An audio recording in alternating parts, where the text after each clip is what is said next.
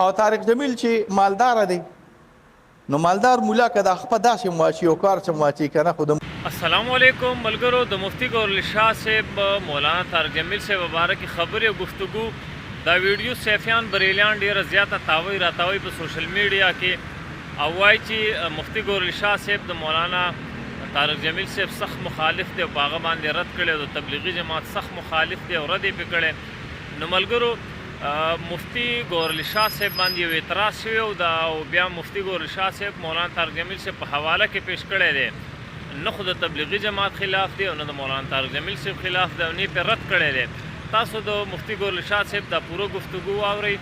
او د تبلیغي جماعت په باره کې څنګه گفتگو کړې ده مولانا طارق جمیل صاحب په باره کې څه وایي نو بیا به تاسو ته پته ولګي راځئ دا گفتگو را سره لږ واورئ. هغه بله ورځ مې د طارق جمیل صاحب تقریر ولیده. زه یو ځل تللی وم د اخترآباد ته نو زما طریقه دا ده زه داسې خپې نشم کولی ځکه زما دا خپې بیا درد کوي. نو ما دا خپې داسې کړې وې تقریر مې کوم داسې یو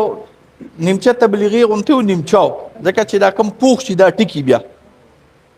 نیمچه تبلیغي و نو هغه نیمچه تبلیغي وایي مفتي صاحب راغلی او دا یو خپې په بله خپه باندې اچوله او تقریر یې کوو ویړ زړه مې ترې موړ شو. نو بله ورځ مې د طارق جمیل صاحب تقریر ولیدو نو داسې یې کړي اخو عام انداز کې داسې کوي که او بیا مې تقریر ولیدو نو سوپه کې ډډه والې وه داسې یې کړي جوخ داسې ناست و مړه په اندازونو په سم په قنجونو تقریرونه کوي. نو ما وی ما خو خپه اچولې وه په یو په بله باندې او طارق جمیل چې مالداره دی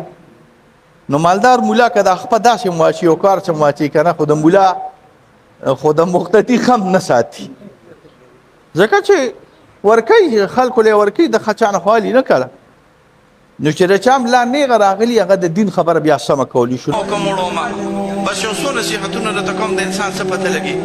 یو خو دا زموږ ټولو دین الحمدلله اسلام دین دی د اسلام نه خوا دې خوا نشوتلی خو بیا په اسلام کې به انشاءالله په حنفیت باندې وځو. دا حنفیت څه د الله د طرفه منزل مذهب نه دی راغلی خو دا زمونږ د اکابرینو د علم یو نچوړ راغلی دی او بیا د حنفیت نه وروسته به انشاءالله موږ په دیوبندیت کې اوسو. د دیوبندیت چې څونه شاخونه دي ګورې هغې سره به ټچ کېږي ښه زه مولیانو او قاریانو تاسو ته دا جوړې نیسم ګورې خفه کېږئ ما نه مه ګورې ښه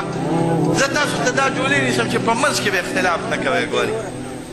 تاسو طالبان به ګورې مجاهدینو پسې ملنډې نه واخلئ تاسو طالبان به ګورې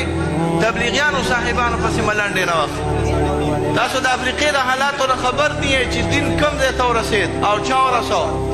د کینیا د سومالیا د ایتوپیا ځنګلونو کې دین چا ورسو بیا مجاهدینو تبلیغیانو ته به هم ګورئ چې تاسو به هم د قاریانو عالمانو طالبانو پاس ساتئ ستاسو په منځ کې چې جوړ موجود وي نو دشمن به تاسو نه ګورئ لرې لرې ځي چې تاسو په خپل منځ کې توړ پیدا کو د توړ د وجې نه به شیطان هم خوشحالېږي او د شیطان سره غټ دشمن چې هغه سامراج دی او د دې وطن دشمنان دي زمونږ هغې به خوشحالېږي نو شیطان به خفه کوی او که خوشحالوی به یې وایې که نه خفه کوو به یې که حاجي صاحب شیطان به خوشحالوي او که خفه کوی به خفه کوو به شیطان له بړه چې څونه ښکلې جمله دي وي د 1,00,000 روپو جمله دي وي شیطان له بړه چې د دین دشمن له بړه چې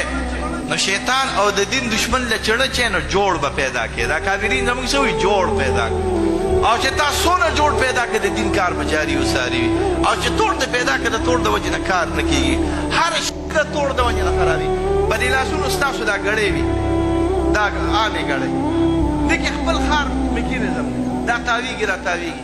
دې کې یو پوټۍ غوندې شګه راواله د دې نوکونو په سر باندې راواله او واچوه او دا ډکنه پې نه بنده که دا به بندېږي ځکه رکاوټ پیدا شو توړ پیدا شو کله چې توړ او رکاوټ پیدا شي د دین کار بندېږي دا د الفت کار دی دا د محبت کار دی